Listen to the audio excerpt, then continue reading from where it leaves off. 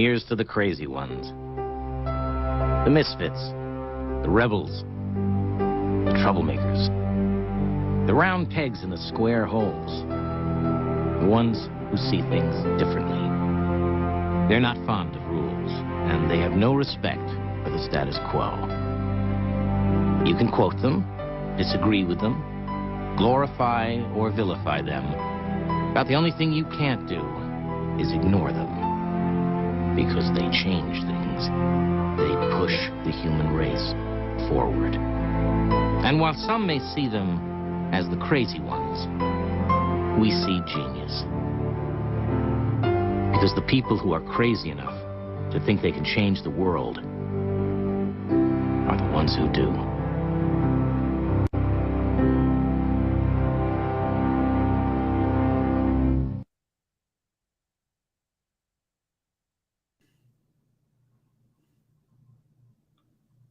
Wow. Keith, what happened to your dancing girls and American flags from the old days? It's November the 18th, and we finally have pushback from Keith on all the anti-Elon Musk hysteria. He's pushing us forward. That's what you say, at least in your editorial, that we need innovators, pioneers, entrepreneurs like Musk and Jobs and all the rest of it. But so my question for you is, obviously that's right.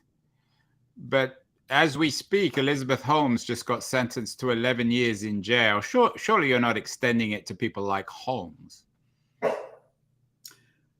I do extend it to people like Holmes, actually, although I do make the point in my editorial that when a line is crossed, accountability kicks in. Let me just close my door because my dog's barking.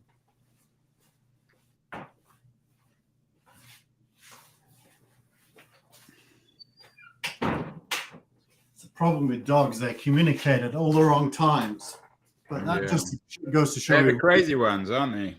The dogs. So yeah, Elizabeth Holmes was probably a crook, and the court seems to have decided she. What do you mean probably? She clearly was a crook. She got 11 years. She could be a sociopath who believed that she was telling the truth. I actually don't know. Crook. But clearly, the crazy ones doesn't extend to breaking the law as an okay thing to do, but it does imply that amongst the crazy ones, some people will do that, and in calling them out, you shouldn't be throwing out the baby with the bathwater. You should remember that craziness and pushing the edge is a precondition probably for successful history making, and much as we despise what Sam Bankman-Fried did and what Elizabeth Holmes did, a lot of other people who we love go very close to that line without crossing it, and that's almost what makes you. I don't know if you can speak we. I mean, you love. I'm not. I mean, Bankman-Fried. It's becoming increasingly clear. I mean, the news this morning is that he took $300 million. Personally, I don't know what he was doing with the money. I'm not sure if it's an equivalent narrative to Elizabeth Holmes, but it's seeming increasingly likely that he will end up in criminal court too if they extradite him from the Bahamas. Well, it depends whether he did anything illegal, and that's a murky area due to the lack of regulation in crypto. But yeah, he took a personal loan from his hedge fund, which was paid for by FTX. So was that illegal? I don't know. It certainly is. One shouldn't trust him. That's for sure. And he crossed. I mean, would you buy, borrowing a Democratic advertisement about Richard Nixon, would you buy a used car or any cryptocurrency from Sam Bankman-Fried? Well, certainly not now. Would I have done before? I doubt it, because if I would have, I probably would have. So I think the answer is no. I mean, I think the thing on the Bankman-Fried thing is that we collectively, we media tech community, have a lot of responsibility. He was clearly too good to be true. I mean, that's what I thought that all the way through. I mean, it's always suspicious when something's too good to be true. It is too good to be true. It's the same with Enron, Bankman-Fried, crypto, Elizabeth Holmes. I guess all these things are so easy in retrospect, aren't they? Yeah, but you probably would have thought SpaceX was too good to be true as well before it wasn't, because even Musk almost and Tesla. I mean, the thing with Tesla, and this is where it gets murkier, is even this current battle that's going on between Musk and the Twitter workforce. I mean, this happened at Tesla, and he kind of won. I mean, he went to live in the factory. Yeah, and everyone was shorting. It was the most obvious thing of all to short Tesla stock, and he won, and he made an immense fortune, the largest fortune I think anyone's ever made, by betting on himself. So yeah, the thing is a bit murky. And he almost bankrupted himself doing it, which is not. Yeah, well, he clearly doesn't. I mean, he's not the kind of man who cares about money. I mean, he is in the gray zone. You're right with him. Yeah, and I think there are others. I mean, Bezos, early on, I don't know if you ever met Jeff Bezos, but he has this very nice high-pitched laugh, and he does sound kind of crazy when he's laughing. Yeah. And he, on day one, he didn't say, I'm going to sell books. He said, I'm going to sell everything to everybody. Yeah, but he's not skirting the law. I once met Jeff Bezos in a men's room. I just made a speech, and he was in the audience, and he came in, and he said, it was after my book, Cult of the Amateur. And he said, Cult of the Amateur, and started laughing. I knew immediately who it was. But Bezos is I don't think Bezos supports your case, because I think Bezos, I mean, he never did anything dodgy. I mean, Steve Jobs did do some fairly dodgy stuff, stealing the mouse from Xerox PARC. I mean, what did Bezos do? Bezos did some contrarian things. But that's different. You can be a contrarian without sailing close to breaking the law. I mean, no one's arguing about that. But I'm saying, Andrew, you really don't get American entrepreneurialism unless it has both elements, which it always will have. There's always going to be outliers. Now, Bezos lost investors' money for more than 2 decades.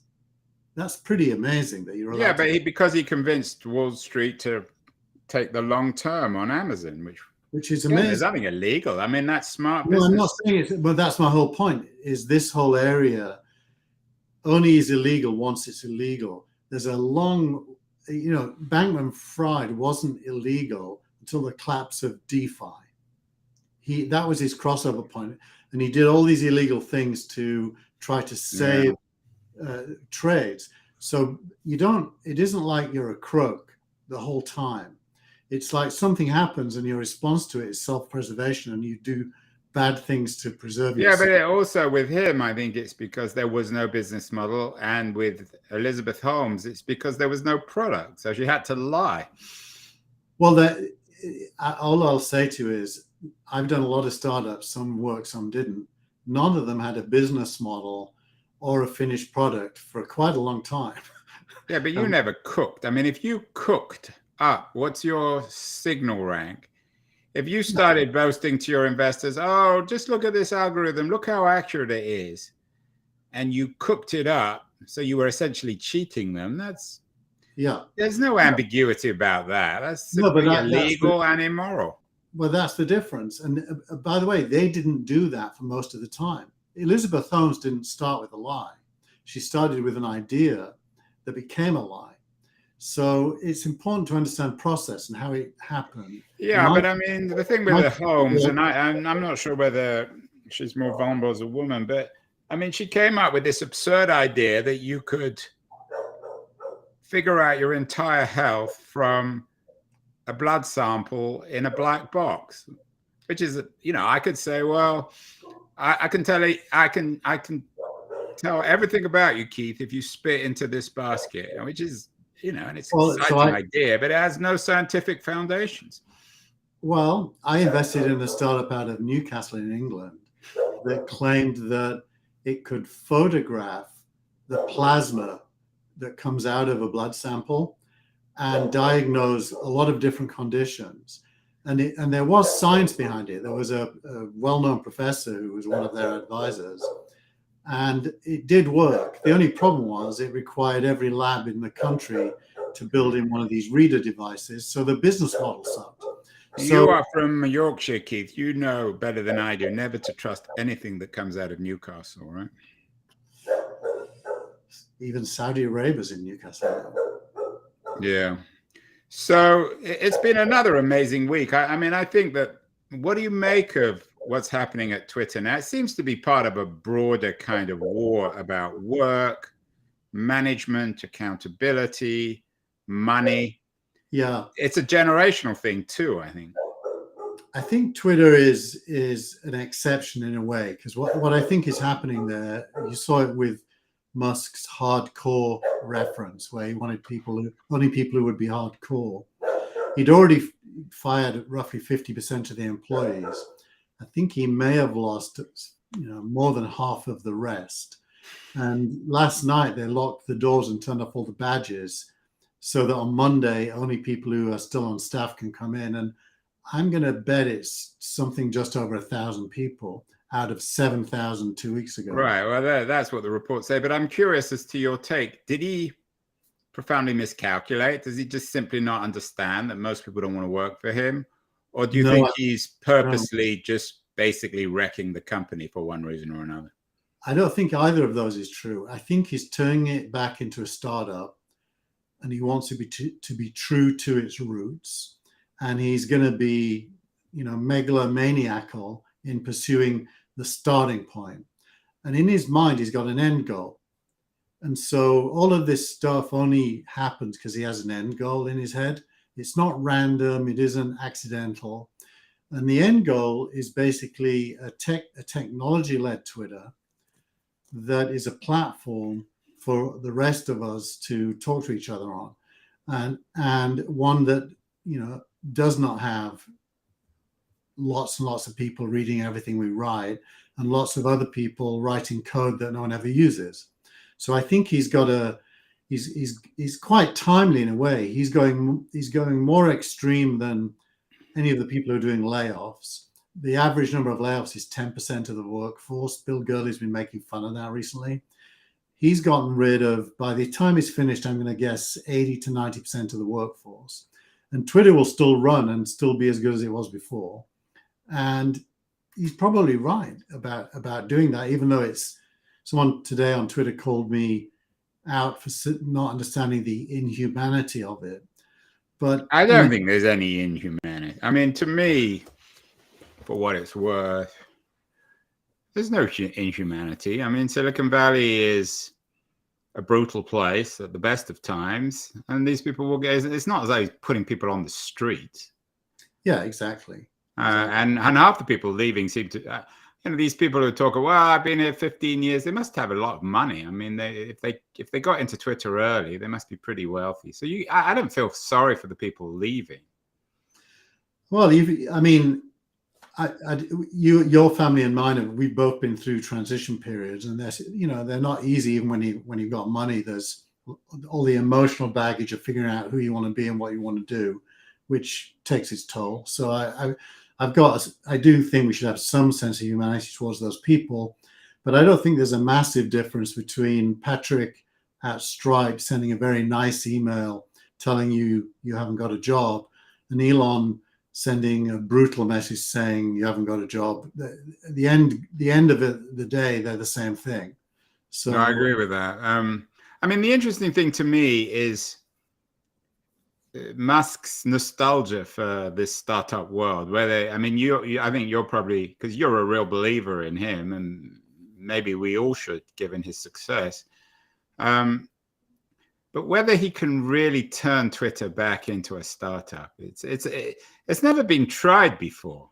I mean, that's the weird. It's a very surreal experiment to spend almost $50 billion on a company which has a brand and some equity, and then essentially asset stripping it, and reinventing it.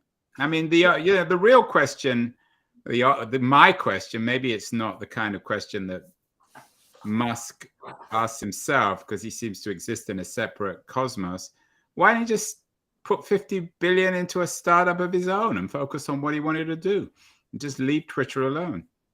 Well, it's interesting. I joined Mastodon this week, which is any good? I looked at it. It looks so weird. I couldn't be bothered.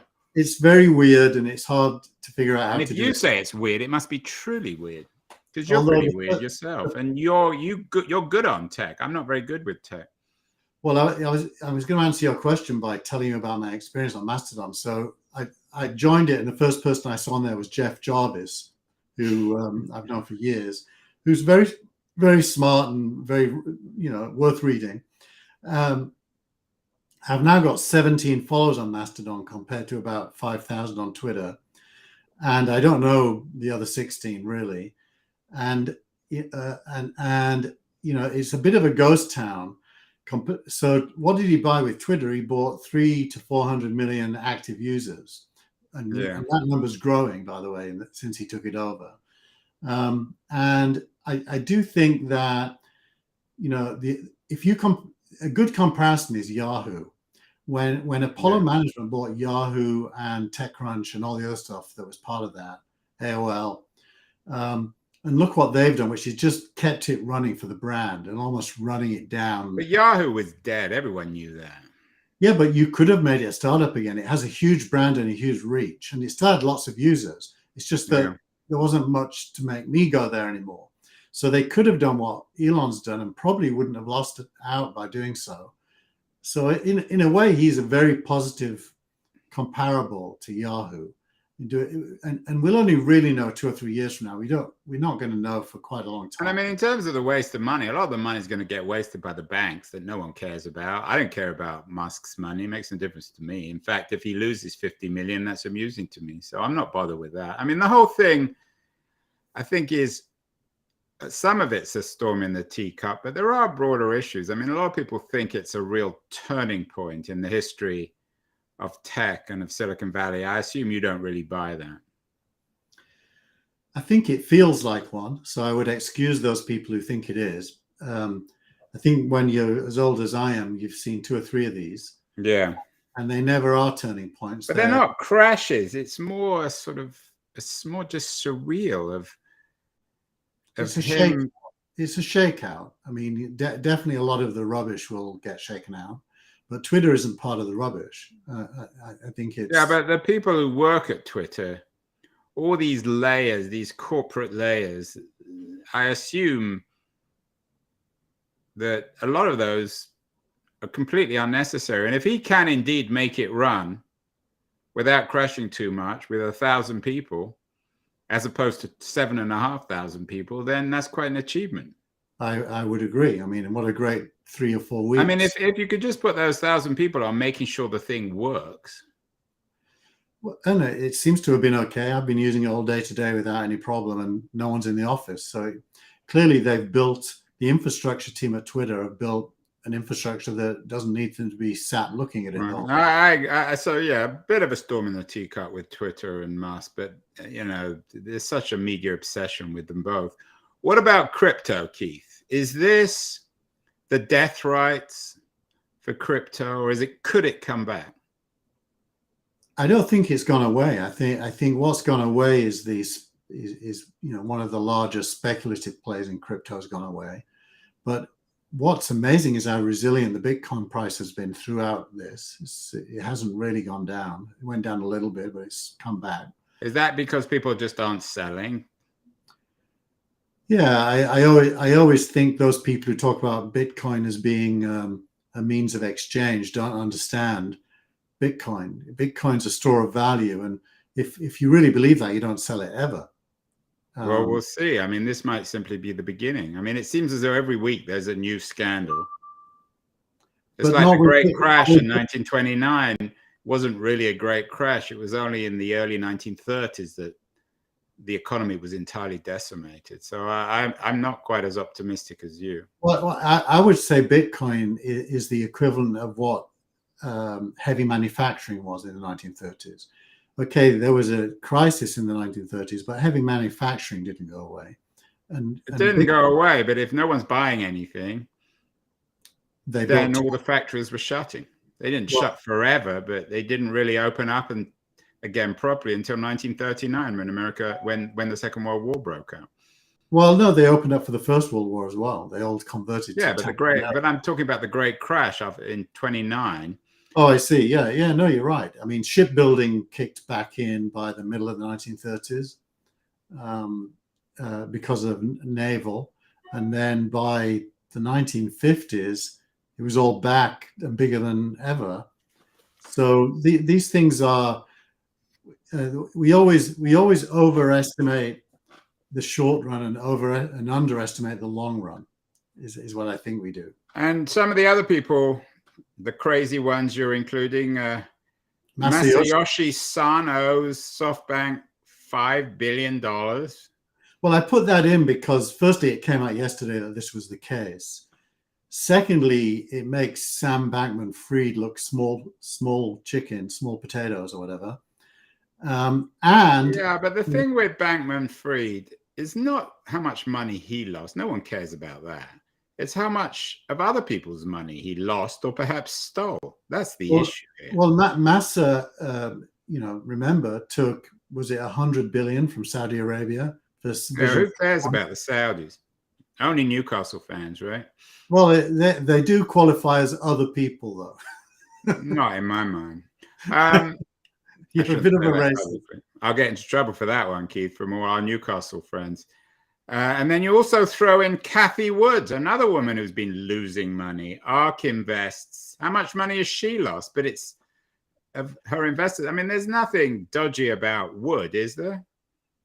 She's a visionary. That's why I put a few different types in so that you could see the whole scope, because I think it's a spectrum that starts with visionary, which is the most modest version, and goes all the way through to crazy, which is probably the Elon version. And then you've got illegal, which is the Sam Bankman-Fried version. And it's a spectrum, and they're all on it. It's sort of possibly illegal, Sam Bankman-Fried, clearly criminal, Elizabeth Holmes. But to what extent also is tech? I mean, it's already been so vilified. To what extent is it becoming so vilified and so shameful that it's going to cost you and the other investors? People just think, what the hell is going on here? That some kid borrowed hundreds of millions of dollars, paid himself, lost a million people's money. No, let's not defend him. I mean, it's not a question of defending. I'm saying it's such an absurd. People say, "Oh, well, that shows it needs to be more regulated." I mean, well, we said that's a no-brainer. We said that last week, and that's shame on the SEC for being so afraid of crypto that they didn't want to try to. You can't have it both ways. Anytime the SEC, we've had this conversation before. Every time the SEC intervenes, you accuse them of being fascist, and then if they don't, then they're incompetent. What else is happening this week outside the crazy ones, Keith? Anything interesting? Well, there's been some questions now raised around Binance, which I think is wrong. I think I predict right here, right now, Binance is not going to be found to be doing anything bad. So that's the wall. That's where this will stop. With Binance. Binance is a real company. Exactly. But probably probably the next most interesting this week is the impact of all this on ordinary people's money. So the first item under news of the week is endowments quickly slide from record-breaking returns to losses. It's a story that focuses on Yale and Harvard, but goes beyond that, to talk about how endowments have been impacted by the correction in tech. Because endowments is money that has been granted to these institutions by former alum mainly. If they're down, you would imagine that pension funds are also down because they're roughly the same. Yeah. It's all going to filter down. It's trickle down. It's going to affect your Series B eventually, isn't it? Well, you know what I've done on my Series B? This will blow you away, but the biggest question you get when you're raising money is, what is the valuation? And the orthodox answer to that is about 80% of the money you want to raise is your valuation, leaving the new money owning 20%. What I've done is probably quite innovative. I've said the valuation is 0. So the money that comes in will own my company 100%. And I've said the management will only get to their ownership after they meet a hurdle of growth. And Too so good. You sound a little bit Sam Bankman-Fried, Keith. Too good to be true. Where's the catch? there is no catch. If we don't do well, we'll never own any of our own company. If we do well, we'll own. We never own more than 30% of it. By the way, that's the most we ever own. If we perform to the best of our abilities, to the top of the tree. So it's a reverse valuation model that says the management starts with nothing, like a fund manager in a VC fund.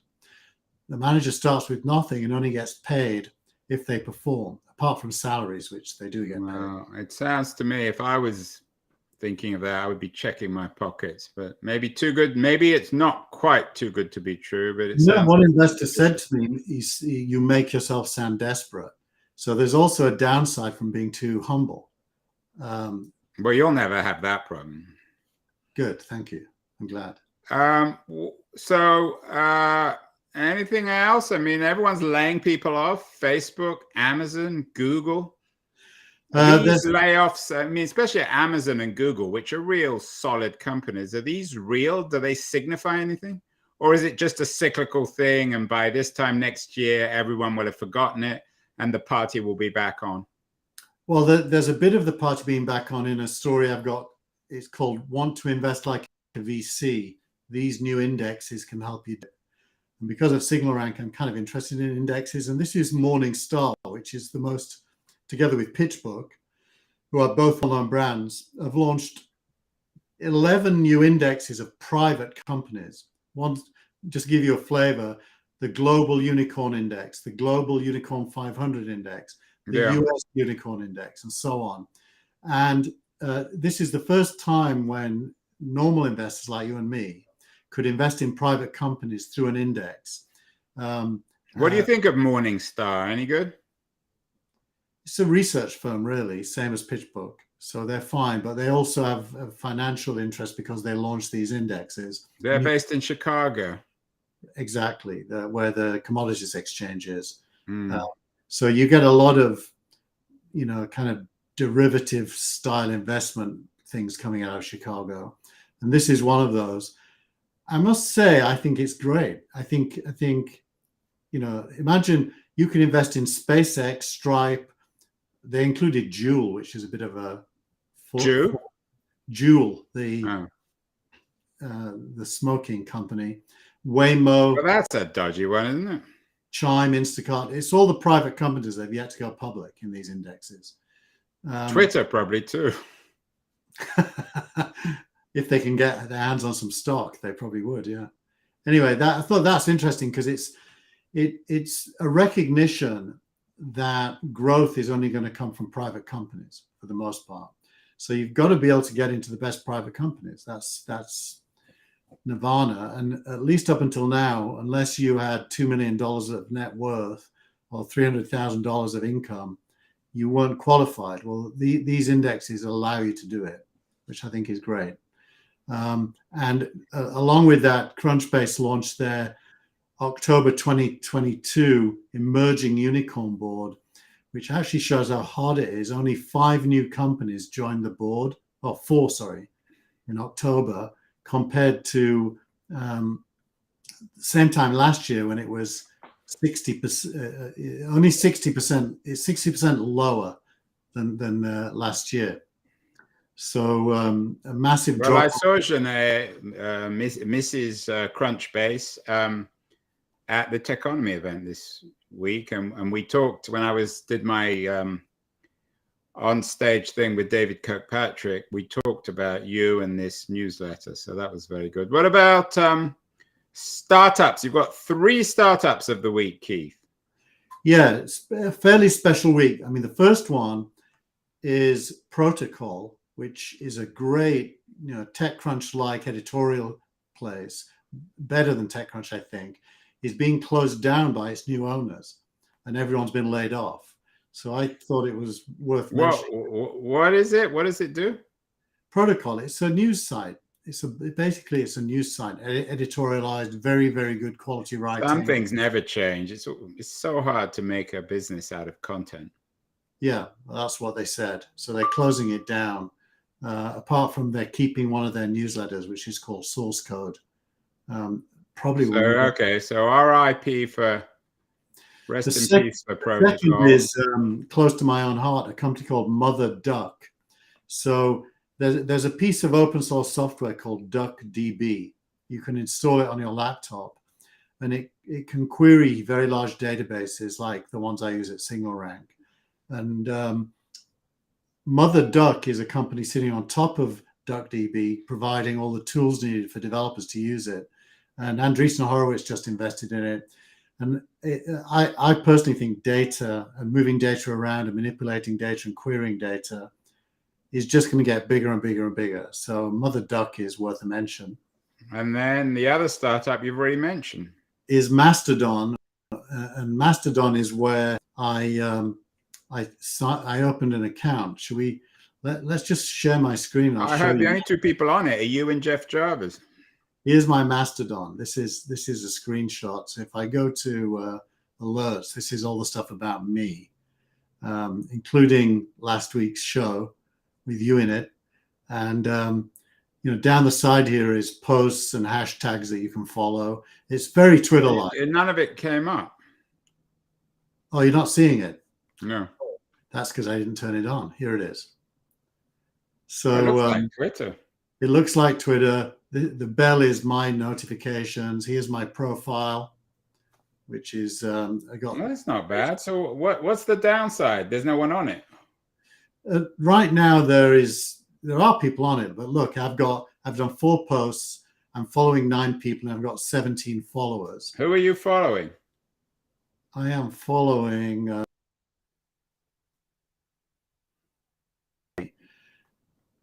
Scottish lass, who is somebody who watches the Gilmore Gang, feminist, Taylor Lorenz, Jay Rosen, who you probably know. Is he still alive, Jay Rosen? Yep, Mike Masnick from Tech Dirt, Jeff Jarvis. Jeff is the person who runs the server. Anna. Robert Reich. And these are all people on Mastodon? Yeah. So it's basically just starting the whole thing all over again. It is, but it's decentralized, a bit like email. There's hundreds of Mastodon servers. What I don't understand is, so what? What does that actually mean for the user? Well, very similar to Twitter, except no centralized ownership. Therefore, there'll never be any censorship because there's no one to censor. There's no team, there's no team. No advertising though either. I mean, Twitter to me has become annoyingly advertising centric. I mean, it's what I did yet today, this will get your attention. I went and bought the domain name megamast.io. Megamast meaning big Mastodon.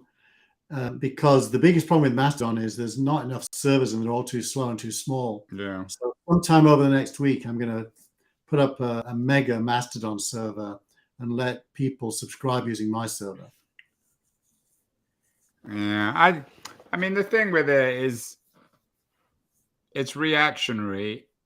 It's only, I mean, if there is a 2.0 of Twitter, it won't really look like Twitter. It's not just going to be a replica. Well, I think a lot of the features are generic now. Like you have a profile, you have followers, you follow people. There are likes, there are notifications. There's something called Boost, which is their version of retweet. So it has a lot of the features, but those features are probably table stakes to any. Yeah. So what are you going to do, Keith? What are we going to do? We're going to have an existential crisis. If Twitter does indeed go out of business, what are we going to do with our final feature, our high point of our show, Tweet of the Week? You're going to have to rename it. Would you call it Mastodon of the Week? maybe we can start with the first 4 letters and then figure out how to complete it. Yeah, exactly. What's a post on Mastodon called? Just a post? A toot. A toot. So maybe we should rename this Toot of the Week. Sounds Toot better. of the week.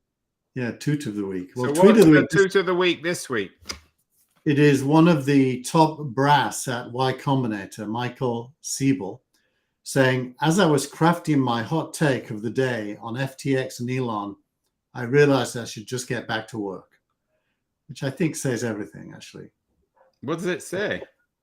It basically says, stop being obsessed with what they're doing and just do what you're doing, and maybe something good will come of it. And then, It might suggest that he was worried that Elon would fire him, or someone like Elon would fire him. Although if you said he's that senior, no one can fire him. He could get fired, I think, by Gary Tan, who's his new boss starting in January, but I don't think he will.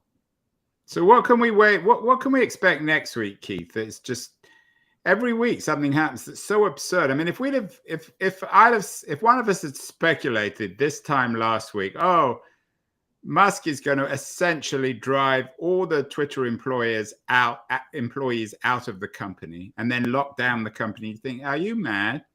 What could happen in the next 7 days that would be just astonishing?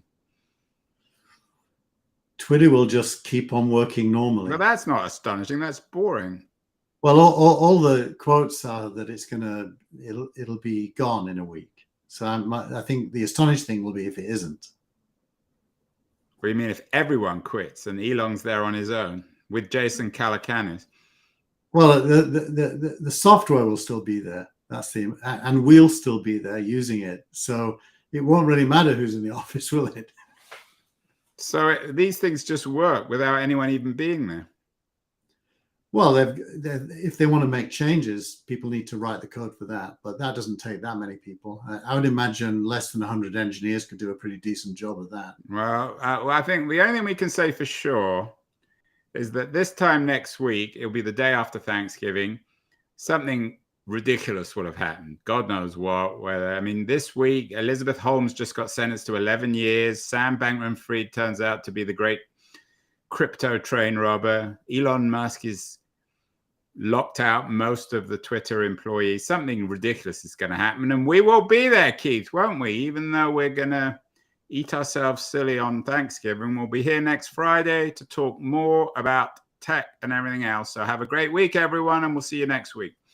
Bye-bye. I've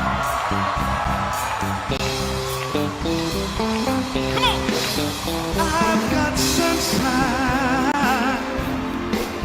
on a cloudy day. When it's cold outside,